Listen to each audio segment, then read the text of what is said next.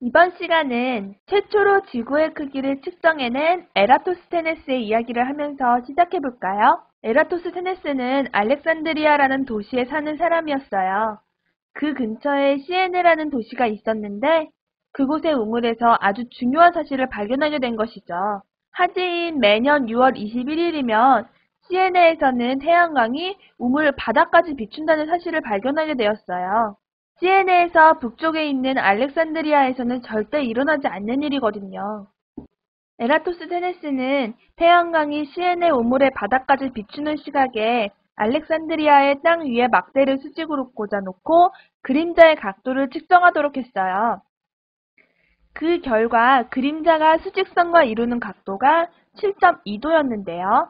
이 각도는 지구 중심에서 시에네와 알렉산드리아의 그 두 직선이 이루는 각과 같죠.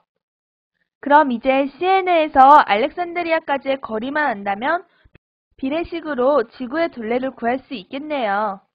에라토스테네스가 사람들을 동원해서 알렉산드리아에서 시에네까지의 거리를 측정한 결과 5천 스타드라는 사실을 알아냈어요. 그럼 이제 비례식을 세워볼까요? 360도 대 7.2도는 전체 지구의 둘레 대 5천 스타드라는 값이 나오겠죠? 그러면 이렇게 해서 구해낸 지구의 둘레는 25만 스타드라는 값이었어요. 고대 그리스 올림픽에서 1스타드는 185m였어요. 그럼 지구의 둘레는 46,250km인데요. 이는 현재 우리가 알고 있는 지구의 둘레인 41,100km보다 15% 정도 큰 값이네요. 하지만 이 당시 이집트의 1스타드의 거리는 157m였대요. 그러면 이 값으로 구해보면 39,250km인 지구의 둘레가 나와서요.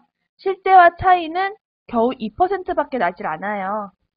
아주 근사한 값이죠? 사실 이 당시 기술로는 어느 정도의 오차는 있을 수밖에 없는 것이기에 에라토스테네스가 구한 값이 얼마나 정확했는지는 중요치 않아요. 과학적인 방법으로 구해냈다는 것이 중요한 것이겠죠. 이렇게 지구의 둘레를 알게 되면 나머지는 일사천리겠죠. 지구의 둘레가 약 4만 킬로미터라는 걸 알아냈으니까요. 그렇다면 지구의 지름은 4만 킬로미터분의 파이를 하면 약 12,700km라는 걸 알 수가 있겠죠.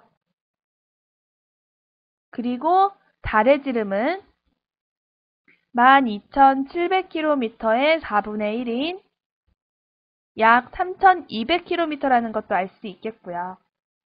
태양의 크기는 달의 약 20배라고 했기 때문에 그러면 태양의 크기는 3,200km의 20배인 약 6만 km가 되겠고요. 이런 숫자들이 모두 맞는 것은 아니지만 나름대로 체계적인 분석을 했던 것이면 틀림없어요. 달의 크기를 알게 되자 지구에서 달까지의 거리를 구하는 것은 아주 쉬웠어요. 그림과 같이 동전으로 움직이면서 달을 정확히 가리는 위치를 찾아내서 눈과 동전 사이의 거리를 측정해 보세요. 그런 다음에는 마찬가지로 비례식을 이용하면은 달까지의 거리를 구할 수 있겠죠. 1cm의 동전이 1m에서 딱 가려졌으니까요. 달의 지름은 3,200km니까 달까지 거리를 구하면 32만 km가 나오겠네요. 이렇게 고대 그리스 사람들은 굉장히 과학적이었어요. 그래서 대단한 일을 많이 해냈죠. 하지만 그들도 풀기 어려운 고민거리가 있었어요. 바로 지구가 둥글다면 어떻게 사람들이 떨어지지 않고 살아갈 수 있느냐는 물음이었어요. 그래서 그리스 사람들은 생각해내기를 우주에는 중심이 있고 그 모든 것은 우주의 중심을 향해 간다는 것이었어요. 그리고 지구가 우주의 중심에 위치해 있기 때문에 모든 물체는 땅으로 떨어진다는 것이었죠. 그리고 우주의 중심에 있는 지구는 정지해 있어야 지구 어느 지역에 사는 사람이든 지구 밖으로 떨어지지 않고 살 수 있다고 설명했어요.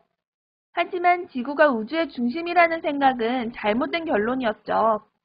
사람들은 오랫동안 그 생각이 잘못됐다는 것을 모르고 있었어요. 그 와중에도 고대 그리스에도 태양을 중심으로 나머지의 행성이 돌고 있다는 지동설을 주장한 사람이 있었어. 바로 아리스타르쿠스예요.